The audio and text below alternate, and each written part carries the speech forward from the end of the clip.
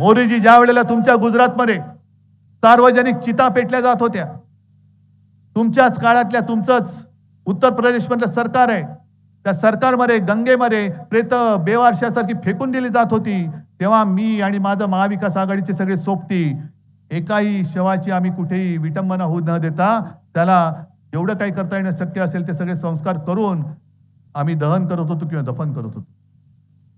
एक सुद्धा माणूस उपचारावी नाही, कोणालाच नाही. आटोकाट प्रयत्न केले, रात्रीचा दिवस दिवसाची रात्र काही बघितलं नाही. पण आता तुम्ही जे काय सांगताय की मुंबईमध्ये खिचडी घोटाळा झाला, इकडे हा घोटाळा झाला, पहिला तुमच्या पीएम केअर फंडामध्ये किती घोटाळा झाला बघा, कारण तो सुद्धा तुम्ही त्याच काळात जमा केलेला आहे. पीएम केअर फंड म्हणजे काय, पीएमचा अर्थ काय, नक्की त्याचा मालक कोण, आणि मोदीजी उद्या तुम्ही पंतप्रधान नसणार, मग तो फंड कोणाच्या हातामध्ये जाणार आहे त्याची तर मोजदाद करायची नाही, कारण तो खासगी फंड आहे. मग खासगी फंडाचं नाव पीएम केअर फंड ठेवू शकतो, आम्ही सुद्धा काढतो काहीतरी पीएमच्या नावाने, देतील लोक पैसा, चौकशी कशी करता बघतो, कारण तो आमचा खासगी फंड आहे. इतर वेळेला तुम्ही प्रत्येकाच्या संपत्तीवरती अगदी गळ्यातल्या मंगळसूत्राकडे तुम्ही लक्ष देता, पण पीएम केअर फंडाच्या सगळा जो काय मोठा घोटाळा झालेला आहे त्या घोटाळ्याबद्दल तुम्ही का नाही बोलत? तुम्हाला सगळ्यांना जे काय घाबरवलं जात आहे की तुमची संपत्ती ज्याला मुलं जास्त होणार त्याच्यामध्ये वाटून टाकणार, संजय बाकीच्या उद्योगपतींचं सोडा, ह्या पीएम केअर फंडामधले जमलेले पैसे जरी गरिबांना वाटले तरी यांच्या खात्यामध्ये कितीतरी लाख रुपये येतील, आणि सगळ्यात जास्त मुलं म्हणजे जास्त मुलं होतील त्यांना संपत्ती वाटणार. मोदीजी तुम्हाला कोणाला किती मुलं होतात त्याच्यात करायचं काय? अहो, राजकारणामध्ये भाजपला मुलं होत नाही त्याला मी काय करू, माझा दोष थोडीच आहे. मी त्यांना भाकड जनता पक्ष म्हणतो तो एवढ्यासाठी म्हणतो कारण राजकारणात तुम्हाला मुलंच नाही झाली, आमची मुलं तुम्हाला कडेवर घेऊन फिरवायला लागतायत.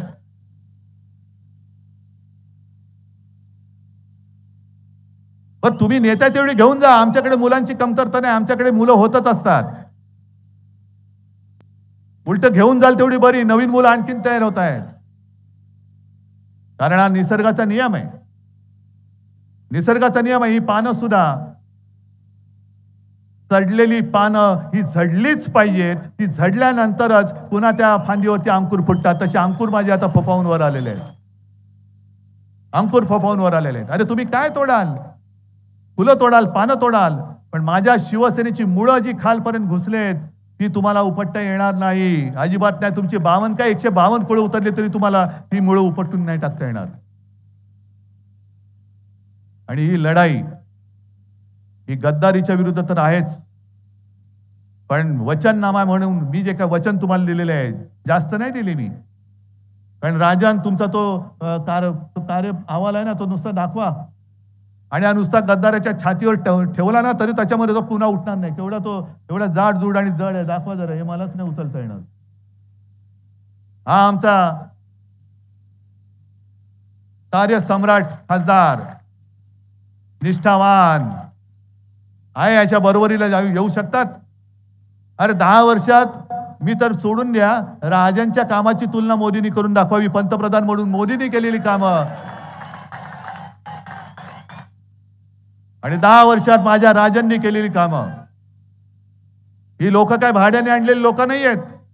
खुर्ची मागे किती पैसे आहेत का रे कोण भाडकाऊ?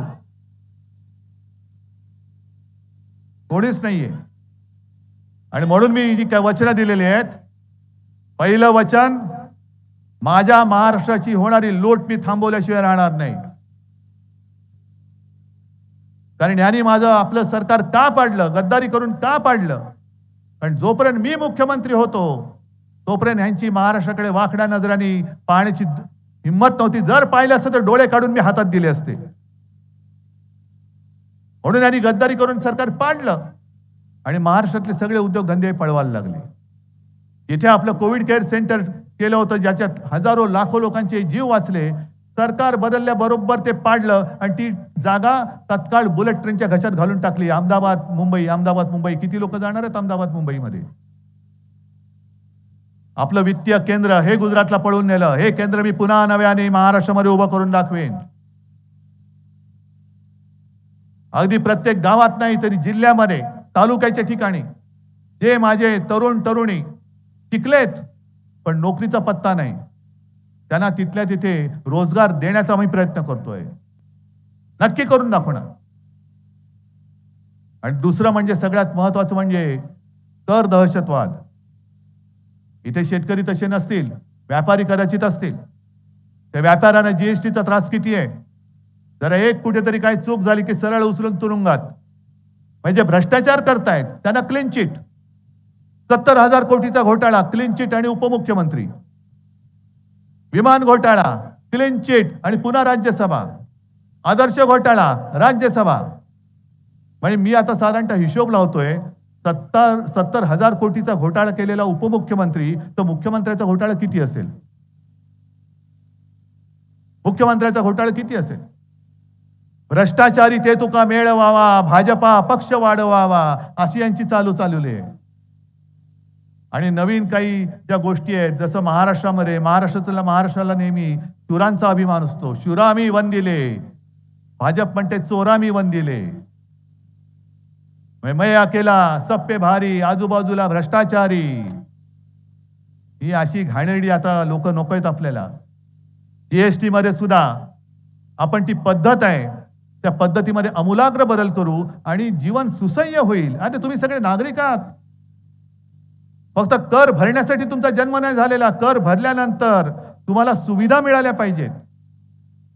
आज संपूर्ण महाराष्ट्रामध्ये तुम्ही बघाल तर प्रत्येक ठिकाणी होर्डिंग वरती मोदी. मग अशी विद्याताई तुम्ही बोललात ना, ठीक आहे, मी एक समजू शकतो, जो देवेंद्र फडणवीसांनी शोध लावलाय की लस मोदींनी बनवली म्हणून लसीकरणाच्या सर्टिफिकेटवर मोदींचा फोटो मी समजू शकतो. कारण लस मोदींनी बनवली, ठीक आहे, मोदींनी बनवली, देवेंद्र फडणवीसांचं सर्टिफिकेट आहे ना, त्याला दिलं छापा मोदींचा फोटो.